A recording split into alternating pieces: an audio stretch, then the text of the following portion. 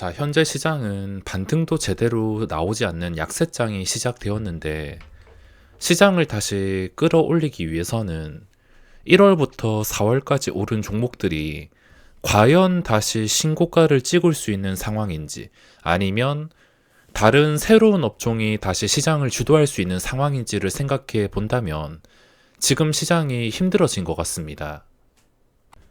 지금 시장은 하지 말아야 할 행동을 어느 때보다 더욱더 하지 말아야 하는 시장입니다.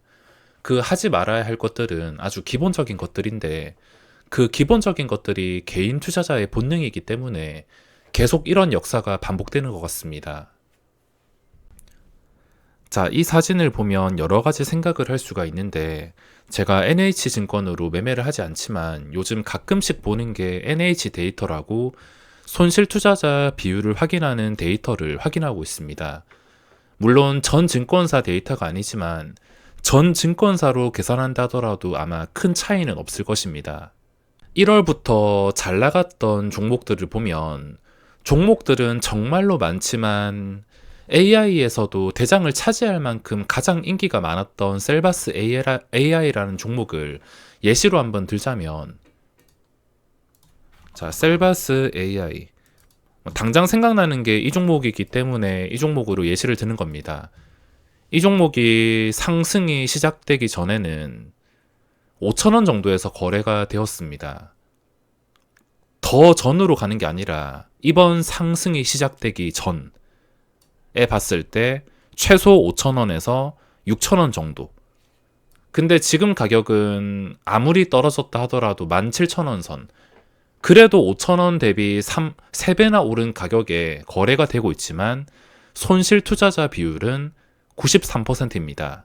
다른 종목들 사정도 마찬가지입니다. 이렇게 90%가 넘는 건 그렇게 많진 않지만 그래도 거의 대부분이 7, 80% 정도를 차지하고 있고 물론 원래 투자를 했다가 고점에 잘 팔고 다시 재매수한 주주들도 적진 않을 겁니다.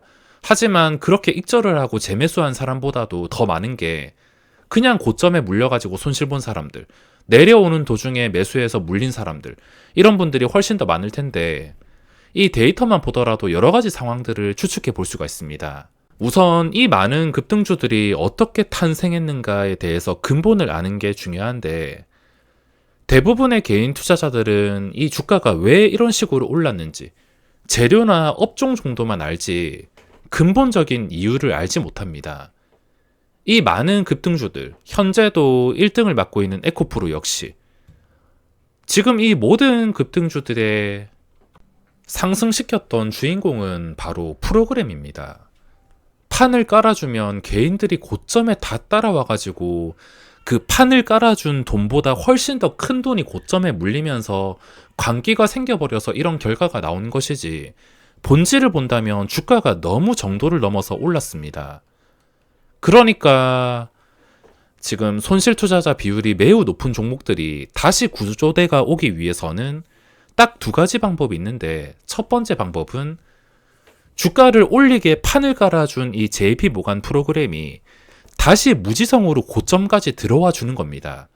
근데 이건 이 상태에서 확률이 희박할 뿐만 아니라 관계자가 아닌 이상 아무도 알 수가 없습니다. 게다가 이 JP 모간 프로그램은 상승을 위한 프로그램을 돌릴 때는 추세가 좋을 때 누가 보더라도 딱 차트가 예쁠 때 신고가를 찍는 차트일 때 그때 적극적으로 주가를 올리면서 프로그램이 들어오지 차트가 이미 망가지고 시장에서 주목을 받지 않는 종목을 아무 명분도 없이 그냥 수직으로 올리진 않습니다.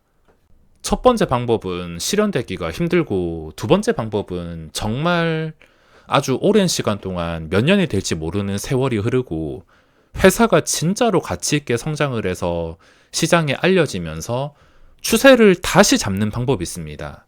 만약에 그렇게 돼서 추세가 다시 바로 잡힌다면 언제라도 또 JP 모간이 들어와서 주가를 올려줄 수가 있기 때문에 일단은 시간이 필요합니다. 시간과 회사의 확실한 가치 그리고 시장에서 주목받기 위한 운 정도가 필요하다 보시면 됩니다. 저 역시도 짓누르고 있는 본능이자 개인 투자자들에게는 이 떨어지는 종목을 잡는 본능이라는 게 있습니다. 제가 어제 에코프로를 잡은 것처럼 저도 특수한 상황에서는 매매할 수는 있지만 이런 특수한 상황은 시장에서 한계가 나올까 말까인데 거의 대부분 99%의 종목들은 떨어지는 걸 함부로 잡는 본능을 억누르고 참아야 됩니다. 떨어질 때 잡는 심리가 뭐냐면 진짜 잘 되는 케이스는 최고점에 팔고선 원래 그냥 장기 투자하려던 주주분들이 더 낮은 가격에 사는 것. 뭐 이런 분들은 크게는 손실을 안 보겠지만 크게 손실을 보는 게 꼭 상승이 나오기 전 가격 5,000원, 6,000원이랑 가격을 비교하는 게 아니라 최근에 34,000원에 36,000원에 거래가 되었으니까 지금 갑자기 2만원에 거래가 되면은 이건 그냥 거저주는 거네. 그러니까 최고점이랑 비교를 하면서 싸 보인다고 들어가는 경우가 대부분인데 조금만 생각해보면 이런 본능은 충분히 억누를 수 있는 본능입니다. 자, 그리고 설명드리고 싶은 게 주식시장에는 절대 불변의 법칙이 있습니다. 그동안 상승장에서 여러 번 주의를 드린 내용인데 다시 한번 정리해서 말씀을 드리자면 장기간이 아니라 단기간에 몇 배씩 오른 종목들은 반드시 최고점 대비 반토막 나게 되어 있으며 그 반토막에 물리는 것은 기관이나 외국인, 세력도 아니라 그냥 아무것도 모르는 개인 투자자다. 주위에 소문 듣고 들어온 개인 투자자라는 걸 알고 있어야 됩니다. 두 번째는 떨어지는 칼날을 잡아도 이미 죽은 종목이 반등하는 일은 희박하며 하루 이틀 운이 좋아가지고 몇 주 동안 반등이 나온다 하더라도 반드시 제자리로 돌아가거나 계단식 하락으로 이어진다. 이건 한번 시젠을 예로 들어보겠습니다. 주가가 무작정 떨어지는 게 아니라 인기가 많았으면 그래도 중간에 다시 고점을 찍을 다시 재상승한다는 기대감으로 반등이 나올 때는 또 시원시원하게 반등이 나와줄 수가 있는데 이미 죽은 종목이 이런 식으로 시원하게 반등이 나온다면 이거는 무조건 탈출을 해야 되는 신호입니다. 근데도 다시 신고가를 찍겠다고 버티다가 다시 제자리로 돌아가거나 다시 최저점을 찍어가지고 계단식 하락으로 이어질 가능성이 매우 높습니다. 그리고 세 번째는 실적을 믿고 기대하지 말자. 누구나 알고 있거나 예상할 수 있는 실적을 가지고 돈을 벌 거였으면 주식으로 돈을 못 버는 사람은 없습니다. 자, 이 네 번째는 제가 정말 많이 강조드리던 내용인데 개인 투자자가 장기 투자로 성공하는 가장 쉽고 확률이 높은 현실적인 방법은 신용잔고 저점에서 매수하는 것이다. 긴 주기로 찾아오는 폭락장을 기회 삼을 것. 제가 짧지만 짧은 10년, 또 길다면 긴 10년을 경험을 하면서 신용잔고는 그냥 과학이었습니다. 2008년을 경험해 보지는 못했지만 긴 주기로 찾아오지만 신용은 반드시 폭락장과 함께 무너지게 설계가 되어 있습니다.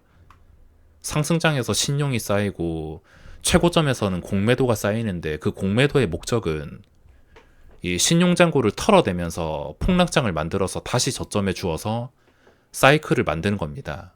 제가 공매도의 목적에 대해서 진짜 자세한 내용까지는 모르겠지만 확실한 것은 이 공매도 우선순위에 있는 게 무조건 이 장기적으로 신용잔고를 털어내면서 주가를 떨어뜨린다는 겁니다.